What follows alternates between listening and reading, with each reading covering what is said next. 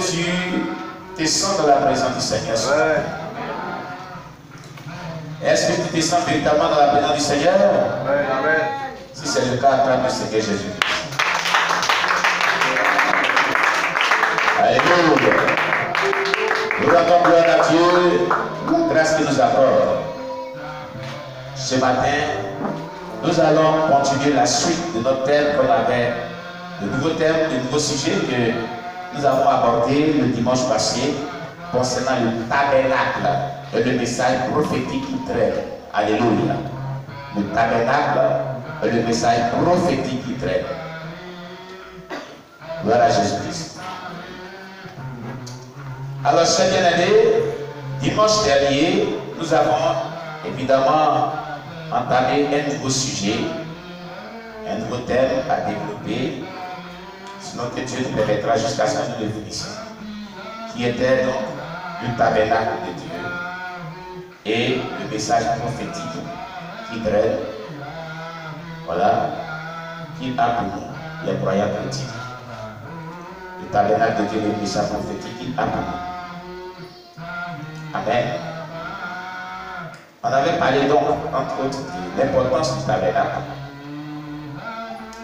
On avait défini le tabernacle comme c'est un édifice auquel Dieu lui-même avait révélé le plan à Moïse pour le construire. Dans la Bible, quand on parle de la tente d'assignation, quand on parle du sanctuaire, eh bien on parle du tabernacle. Amen. Il avait vraiment tous ces éléments et tout ce qu'il contient, et tout ce qui était en son intérieur, à un message prophétique pour les croyants chrétiens et d'autres ères aujourd'hui. Amen. Alléluia. Et nous avons donc parlé de qu'est-ce que c'est que le tabernacle. Amen. Nous l'avons défini. Pour plus de détails, nous pouvons consulter la vidéo du dimanche passé. On avait parlé du message du tabernacle. Amen. On avait parlé des différentes parties du tabernacle. Alléluia. Donc on avait parlé des trois parties principales parties du tabernacle. Le parvis, le lieu saint et le lieu très saint. Amen. Nous avons défini chaque partie du tabernacle et nous étions en train de parler des éléments qui contenaient vraiment du parvis. Nous avons développé tous ces éléments. Nous sommes arrivés au lieu saint, la deuxième partie du tabernacle. Et nous allons parler de la deuxième partie du tabernacle. Nous lisons donc dans Exode chapitre 30, verset 1 à 2. Exode chapitre 30, verset 1 à 2. Et Exode chapitre 25, verset 23 à 26. Exode chapitre 30, verset 1 à 6. Exode chapitre 25, verset 23 à 26. On y va, Exode chapitre 30, verset 1 à 6. Exode chapitre 30, verset 1 à 6. Tu feras un autel pour brûler des parfums. Tu feras un autel pour brûler des parfums. Tu le feras de bois d'acacia. Tu le feras de bois d'acacia. Sa longueur sera d'une coudée. Sa longueur sera d'une coudée. Et sa largeur d'une coudée. Et sa largeur d'une coudée. Il sera carré. Il sera carré. Et sa hauteur sera de 2 coudées. Et sa hauteur sera de 2 coudées. Tu feras des cordes qui sortiront de l'autel. Tu feras des cordes qui sortiront de l'autel. Tu le couvriras d'or pur. Tu le couvriras d'or pur. Le dessus. Le dessus. Les côtés tout autour et les cordes. Les côtés tout autour et les cordes. Et tu y verras une bordure d'or tout autour. Et tu y feras une bordure d'or tout autour. Tu feras au-dessous de la bordure 2 anneaux d'or. Tu feras au-dessous de la bordure 2 anneaux d'or. Aux 2 côtés. Aux 2 côtés. Tu en mettras aux 2 côtés pour recevoir les barres qui serviront à le porter. Tu amèneras les 2 côtés pour recevoir les barres qui serviront de porter. Tu feras les barres de bois d'acacia. Tu feras les barres de bois d'acacia. Et tu les couvriras d'or. Et tu les couvriras d'or. Tu placeras l'autel en face du voile. Tu placeras l'autel en face du voile. Qui est devant l'âge du témoignage. Qui est devant l'âge du témoignage. En face du propitiatoire. En face du propitiatoire qui est sur le témoignage et sur le témoignage et où je vais rencontrer avec toi. où je me rencontrerai avec toi. Amen. On va lire aussi Exode 25, verset 23 à 26.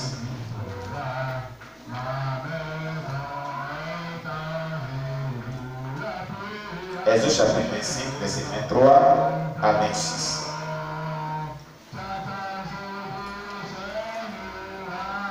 Alléluia. Exode chapitre 25, verset 23 à 26. Oui. Tu feras une table de bois d'acacia. Tu feras une table de bois d'acacia. Sa longueur sera de deux coudées. Sa longueur sera de 2 coudées. Sa largeur d'une coudée. Sa largeur d'une coudée.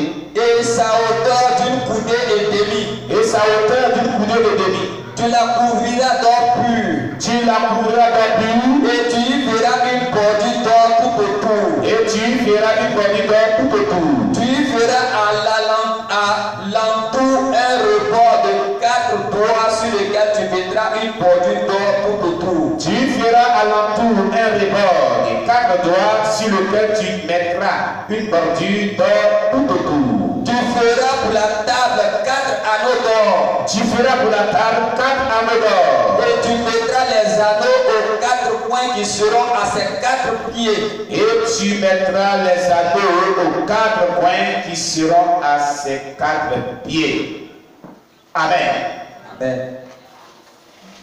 Le lieu saint. Nous avions dit la dernière fois que le tabernacle avait 3 grandes parties. Le parvis, le lieu saint et le lieu très saint. Amen. On avait parlé du parvis la dernière fois, de tous ces éléments qui le contiennent. Nous allons voir la charpente du tabernacle dans le lieu saint. Nous allons parler aussi de la charpente du tabernacle. Les murs du tabernacle étaient formés des planches verticales de 5 mètres de long, avec du bois d'acacia couvert d'or.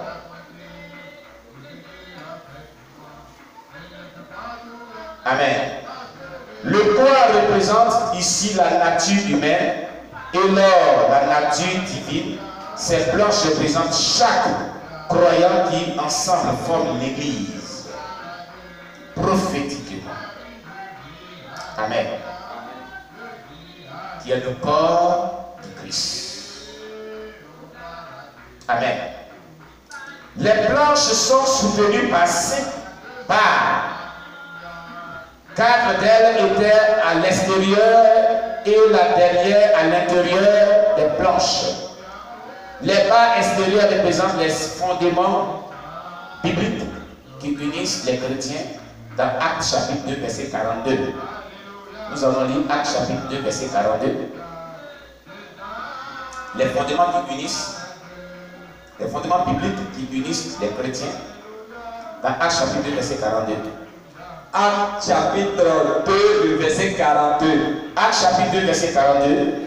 Il persévérait dans l'enseignement des apôtres. Il persévérait dans l'enseignement des apôtres. Dans la communion fraternelle. Dans la communion fraternelle. Dans la fraction du pain. Dans la fraction du pain. Et dans les prières. Et dans les prières. Amen. Nous disions ici que les planches sont soutenues par 5 barres. 4 d'elles étaient à l'extérieur, c'est-à-dire 4 barres étaient à l'extérieur du tabernacle. Et la dernière à l'intérieur des planches. Les barres à l'extérieur représentent les fondements bibliques qui unissent les chrétiens dans Acte 2, verset 42. C'était prophétiquement. Puisqu'à l'époque, l'église n'existait pas. Amen. Comme on l'a dit, le tabernacle traite un message prophétique. Amen. Donc, les barres à l'extérieur représentaient les fondements bibliques qui unissent les chrétiens de l'époque et de nos jours, qu'on vient de décrire dans Acte 2, verset 42. Le premier fondement qui unisse les chrétiens, c'est l'enseignement biblique de la parole de Dieu. Amen. Une église véritable en son sein doit être enseigné l'enseignement biblique de la parole de la sainte doctrine. Cela unit les chrétiens. Et cela les fortifie. Cela vraiment édifie le corps de Christ. Cela fait asseoir la vie chrétienne et cela amène vraiment les chrétiens à croire dans la foi chrétienne. Amen. Deuxième fondement qui unit les chrétiens de l'époque et qui continue à unir les chrétiens d'aujourd'hui, c'est la communion fraternelle dont parle Acte 2, verset 42. S'il n'y a pas de communion fraternelle dans une assemblée chrétienne, ce n'est pas bon. Amen. Car la communion fraternelle unit davantage, resserre encore davantage des liens d'amour, de convivialité, de fraternité. Amen. Cela est très utile dans la foi chrétienne. Dans la foi chrétienne, la communion fraternelle. Les chrétiens doivent vivre dans la communion fraternelle. Amen. Les premiers chrétiens ont monté les hommes. Ils vivaient dans la communion fraternelle. Et cela faisait qu'ils devenaient forts, unis, harmonieux. Amen. Il nous faut la communion fraternelle. Car c'est la communion fraternelle qui unit aussi l'Église. Troisième fondement, la fraction des pains. Amen.